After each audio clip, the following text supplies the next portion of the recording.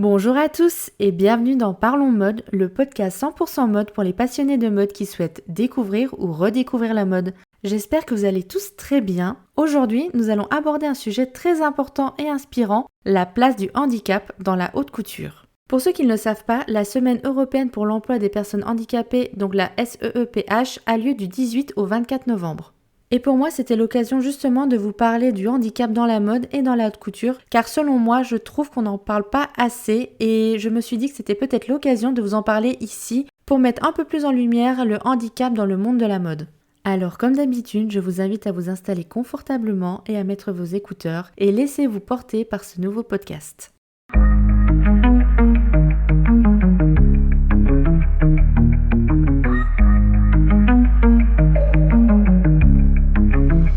Et si on parlait mode?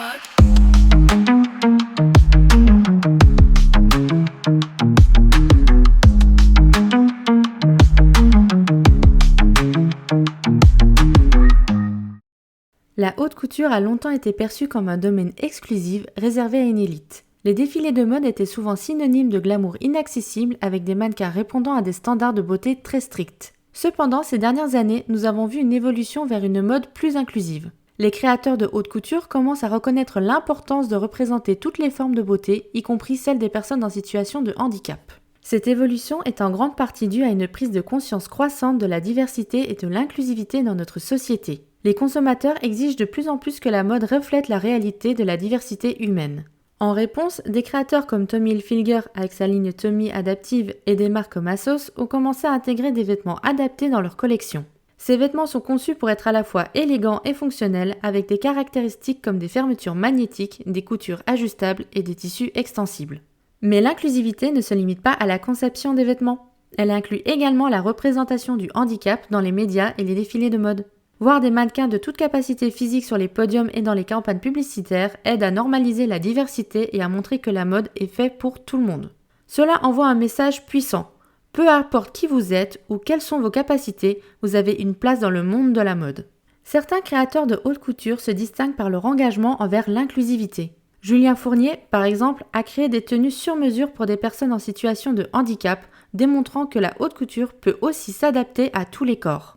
D'ailleurs, lors d'un défilé en novembre 2022, des personnes en situation de handicap ont pu défiler dans des tenues spécialement conçues pour elles, mettant en lumière l'importance de l'inclusivité dans la mode. Un autre pionnier est Christian Siriano, connu pour ses créations inclusives et son engagement à habiller des personnes de toute taille et capacité. Il a souvent inclus des mannequins de différentes morphologies et capacités dans ses défilés, envoyant un message fort sur l'importance de la diversité. Il existe également des événements dans la mode comme le Runway of Dreams et le Fashion Revolution qui mettent en avant des créateurs et des marques qui s'engagent pour une mode plus inclusive en organisant des défilés où la diversité est célébrée. Ces efforts collectifs montrent que l'inclusivité dans la mode n'est pas seulement une tendance passagère, mais une transformation durable de l'industrie. En intégrant des personnes de toute capacité dans leur création et leur campagne, ces pionniers ouvrent la voie à une mode plus équitable et représentative de la diversité humaine. L'inclusivité dans la haute couture ne vient pas sans défi. Les créateurs doivent repenser leur processus de conception pour intégrer des fonctionnalités adaptées sans compromettre l'esthétique. Par exemple, l'utilisation de fermetures magnétiques ou de tissus extensibles peut nécessiter des ajustements techniques et créatifs. Il est également crucial de prendre en compte les besoins spécifiques des personnes en situation de handicap dès les premières étapes de la conception, ce qui peut impliquer des consultations avec des experts en accessibilité et des utilisateurs finaux pour s'assurer que le vêtement est à la fois pratique et élégant. De plus, il est essentiel de sensibiliser et d'éduquer les équipes de production et de marketing pour qu'elles comprennent et valorisent l'importance de l'inclusivité. Cela peut inclure des formations sur les différents types de handicap et sur la manière de concevoir des vêtements qui répondent à ces besoins. Les équipes doivent également être formées à la communication inclusive afin de promouvoir les collections de manière respectueuse et représentative. Les collaborations avec des organisations spécialisées et des experts en accessibilité peuvent aider à surmonter ces obstacles et à créer des collections véritablement inclusives. Par exemple, travailler avec des associations de personnes handicapées peut fournir des insights précieux sur les besoins et les préférences. De plus, des partenariats avec des entreprises technologiques peuvent permettre d'intégrer des innovations comme les textiles intelligents ou les dispositifs d'assistance dans les vêtements. En surmontant ces défis, l'industrie de la haute couture peut non seulement devenir plus inclusive, mais aussi ouvrir de nouvelles opportunités créatives et commerciales. Une mode véritablement inclusive est non seulement éthique, mais elle répond également à une demande croissante des consommateurs pour des produits qui reflètent la diversité de la société. L'avenir de la haute couture semble prometteur en termes d'inclusivité. De plus en plus de créateurs et de marques prennent conscience de l'importance de représenter toutes les formes de beauté. Les défilés deviennent des plateformes pour célébrer la diversité et montrer que la mode est pour tout le monde, indépendamment des capacités physiques, de l'âge, de la taille, de la morphologie ou de l'origine ethnique. Des initiatives comme celle de la Fondation Anaïs, qui adapte les postes de travail en couture pour les personnes en situation de handicap, montrent que l'industrie de la mode peut être un lieu d'inclusion et de créativité pour tous. Ces efforts, combinés aux innovations technologiques comme l'impression 3D et les textiles intelligents, contribuent à créer une industrie de la mode plus équitable et accessible où chacun peut trouver sa place et exprimer son style. La sensibilisation et l'éducation jouent également un rôle crucial avec des écoles de mode intégrant de plus en plus des cours sur la diversité et l'inclusion, préparant ainsi la prochaine génération de créateurs à adopter ces valeurs. Ensemble, ces efforts montrent que l'industrie de la haute couture évolue vers un avenir plus inclusif et diversifié où chacun peut se sentir représenté et valorisé. Et voilà, on arrive à la fin de cet épisode de Parlons Mode. J'espère que vous avez trouvé ce sujet aussi inspirant que moi, surtout qu'il est également important de parler de sujets que l'on ne voit malheureusement pas encore assez dans les médias. Nous oublions souvent que la mode, elle n'est pas réservée qu'à une élite. La mode est à la portée de tous, peu importe notre physique, notre budget ou nos goûts, et il m'a semblé important de vous parler de ce sujet pour lever le voile sur le handicap, qu'il soit visible ou non, et l'importance de ne pas les laisser de côté. D'ailleurs, j'ai une anecdote à vous donner, et je pense que c'est d'ailleurs la partie du podcast où je vais, pour la première fois d'ailleurs, me confier à vous. Je suis moi-même atteinte donc d'une maladie auto-immune qui provoque un et des handicaps. Ça dépend des personnes, mais en tout cas moi c'est mon cas, ça a transformé mon corps, ça a transformé ma façon de vivre, ça a transformé totalement mon quotidien et notamment totalement transformé mon dressing et je vais vous expliquer pourquoi. Donc la maladie auto-immune dont je suis atteinte s'appelle le lupus. Pour ceux qui ne savent pas ce qu'est le lupus, en fait il s'agit d'une maladie où le système immunitaire va attaquer les cellules saines de notre corps, provoquant donc certaines formes de handicap. Donc c'est une maladie qui va provoquer un handicap non visible, en tout cas chez certaines personnes. Chez moi, pour le moment, ce n'est pas encore le cas. J'ai des symptômes, mais ils sont encore gérables entre guillemets. Et malheureusement, c'est une maladie qui, encore de nos jours, est assez méconnue. Il n'y a pas assez de prévention à ce sujet. Et pour résumer du coup ce qui s'est passé, c'est qu'en juin dernier, j'ai fait comme une sorte de petite crise cardiaque et je suis partie tout de suite aux urgences. Enfin, ce que je pensais être une crise cardiaque. Donc j'ai été pris en charge par une équipe médicale et c'est après plusieurs jours et plusieurs semaines de batterie de tests qu'on m'a annoncé que j'étais atteinte de lupus.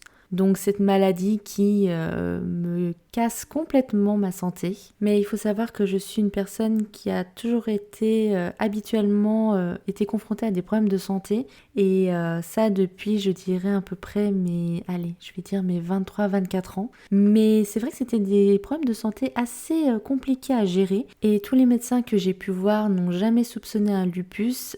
C'était toujours des soucis à droite, à gauche, complètement différents des uns des autres. Même si c'était toujours les mêmes qui revenaient constamment. Et il a fallu qu'en juin dernier, lors de ma petite mésaventure avec mon petit cœur, qu'on décide de faire ces batteries de tests pour vérifier si effectivement j'avais le lupus ou pas. Donc suite à ma prise de sang bien entendu, parce qu'on ne peut pas dire à une personne t'as le lupus de cette façon. Il y a forcément des signes avant-coureurs en amont, donc notamment via les symptômes et via les prises de sang. Et je dirais que c'est entre guillemets grâce à cette mésaventure que je sais désormais ce que j'ai et ce que j'ai depuis plusieurs années. Car je me plaignais de beaucoup de choses et beaucoup de choses dont je ne comprenais pas d'où ça venait, pourquoi j'avais autant mal, pourquoi j'étais des fois autant malade. Et grâce toujours entre guillemets à cette mésaventure, je sais désormais ce que j'ai. Donc c'est une maladie qui peut autant être pas grave que grave, mais je me sens chanceuse parce que je ne suis pas à un stade trop avancé de cette maladie, du moins pour le moment et je touche du bois. Mais c'est une maladie qui va provoquer des symptômes assez handicapants comme je vous le disais. Donc par exemple chez moi, j'ai différents organes qui sont atteints, donc notamment le cœur. Donc pour le cœur, je fais régulièrement des péricardites, donc qui est une inflammation de la poche qui entoure le cœur. Donc il y a un liquide en fait qui entoure le cœur pour le protéger et le lupus attaque cette poche et donc provoque une inflammation. Donc c'est ce qui s'appelle une péricardite et du coup on a des douleurs comme si on allait faire une crise cardiaque. Mais heureusement, on ne va pas en faire, mais ça fait quand même mal et ça fait surtout très peur. En plus de mes péricardites, donc j'ai également des soucis dermatologiques. Donc j'ai ce qu'on appelle, pour les personnes qui sont atteintes de lupus, les ailes de papillon. Donc ce sont des rougeurs qui apparaissent au niveau de l'arête du nez et sous les yeux, ressemblant donc à des ailes de papillon, d'où le nom. J'ai également durant donc mes poussées de lupus, parce qu'il faut savoir que le lupus c'est par crise entre guillemets, on a des moments de rémission où on va vivre totalement normalement, on va pas avoir de symptômes. Durant l'année, donc ça peut être plusieurs fois dans l'année ou par chance une fois dans l'année, on va avoir des poussées de lupus. Donc les poussées de lupus c'est le moment où tous les symptômes apparaissent et handicapent notre vie quotidienne. Donc je disais que j'avais également durant ces poussées de lupus des soucis au niveau des articulations, donc j'ai extrêmement mal à mes articulations. C'est pas de l'arthrose, c'est juste le lupus encore une fois qui attaque nos cellules saines et qui provoque des douleurs. En plus de ça, j'ai également une fatigue extrême et même en me reposant, je suis toujours autant fatiguée, je suis totalement épuisée. Et pour terminer, j'ai un dernier symptôme qui est très handicapant, notamment en matière de mode, qui est un problème au niveau de mes intestins. Donc j'ai régulièrement très mal au ventre et j'ai surtout le ventre qui gonfle énormément. Donc on a l'impression que je suis enceinte alors que pas du tout. C'est juste la maladie qui est en train de tout faire capoter là à l'intérieur et du coup on a l'impression que je suis enceinte de 6 mois alors que pas du tout. Et du coup en matière de mode, c'est extrêmement compliqué. J'ai dû revoir absolument tout mon dressing ou du moins certains vêtements. Je pense notamment aux jeans où dès que j'ai une poussée de lupus, il m'est impossible de fermer mon bouton car forcément le ventre est tellement gonflé, je ne peux même pas rentrer dans mon jean, voire même pas dans certaines robes. Et puis il faut dire ce qu'il y a aussi, il y a aussi le regard des gens, donc je n'ai pas envie de montrer ce gros ventre à tout le monde, de peur d'avoir des remarques un petit peu déplacées de la part de certaines personnes, pensant que je suis enceinte ou pensant que j'ai une mauvaise hygiène de vie. Bon, effectivement c'est le cas, j'ai pas une très bonne hygiène de vie pour être franche avec vous, mais tout de même c'est pas toujours agréable d'avoir des critiques comme ça, surtout de la part de personnes comme là récemment d'inconnus que j'ai eu une fois dans la rue qui m'ont parlé de mon gros ventre et que du coup je devais faire attention à ce que je mangeais. Donc c'est très compliqué psychologiquement aussi ce genre de choses. Surtout que c'est déjà assez difficile, surtout quand on sait que notre corps a tant changé. Et si en plus on a le regard des autres et le critique de la part des autres qui s'abat sur nous, forcément la confiance en soi en prend un coup et c'est très difficile après de se sentir jolie ou de se sentir à l'aise quand on sort à l'extérieur, voire même quand on est chez soi. C'est pour ça que je trouve que la mode joue un rôle primordial dans la confiance en soi et surtout l'acceptation de soi. La mode, selon moi, est une partie intégrante de notre identité et il faut aussi qu'elle soit inclusive, qu'elle nous représente et surtout qu'elle soit totalement faite à notre image. C'est pour cela que je trouve que c'est une très bonne initiative de la part de certaines marques ou de certains créateurs de penser aux personnes comme nous, car non, nous n'avons pas tous le corps de Kate Moss, nous n'avons pas tous le corps de Naomi Campbell, voire nous n'avons pas tous le même corps que Ashley Graham. Nous avons des fois des difformités, nous avons des fois aussi des problèmes pour nous mouvoir. En fait, nous sommes tous différents les uns des autres et justement, c'est ce qui fait la beauté de ce monde et je trouve ça bien que certains créateurs l'aient vu et intègrent ces valeurs dans leur création et c'est pour ça que j'avais envie de faire ce podcast pour vraiment montrer que le handicap, il faut qu'il soit accepté et il sera accepté même dans la mode. La mode, elle n'est pas réservée qu'à une élite comme je vous l'ai dit, elle est réservée à absolument tout le monde. Et je suis très heureuse de voir que la société l'ait compris, qui est compris surtout qu'il faut intégrer et accepter le handicap dans notre vie de tous les jours. Et sur ça, ça me donne énormément d'espoir sur l'avenir. Et j'espère que ça va continuer dans cette belle lancée et pas qu'on rétrograde, s'il vous plaît, non. Et j'ai un dernier message que j'aimerais transmettre à toutes les personnes qui sont atteintes d'un handicap, qu'il soit visible ou non. Surtout, soyez fiers de qui vous êtes. Et surtout, ne laissez personne vous dire que la mode n'est pas faite pour vous parce qu'ils auront tort. Oh là là, cette dernière partie de podcast c'était un peu longue, je suis désolée, mais je trouve que ça fait du bien de parler de ce genre de choses et surtout en parler sans tabou. Le handicap a toujours existé et il existera toujours qu'on le veuille ou non. Donc autant ne pas se cacher derrière un masque et montrer au monde que le handicap ce n'est pas un frein, c'est justement une motivation. Je vous remercie énormément d'avoir écouté ce podcast, pour ceux en tout cas qui sont restés jusqu'au bout. Surtout, dites-moi sur les réseaux sociaux, sous le post dédié à cet épisode, si vous aussi vous avez eu des soucis pour vous habiller à cause de votre handicap. Et surtout, dites-moi comment vous avez réussi à y remédier, par exemple avec des petites astuces mode, ce genre de petites choses. Et n'oubliez pas que la mode est accessible à tous et personne n'a le droit de vous dire le contraire. Vous pouvez me suivre sur les réseaux sociaux, donc sur Instagram, désormais TikTok et Facebook pour avoir des contenus exclusifs. Et on se retrouve jeudi prochain à 7h45 sur Spotify France et Amazon Music pour un nouvel épisode. Bye bye!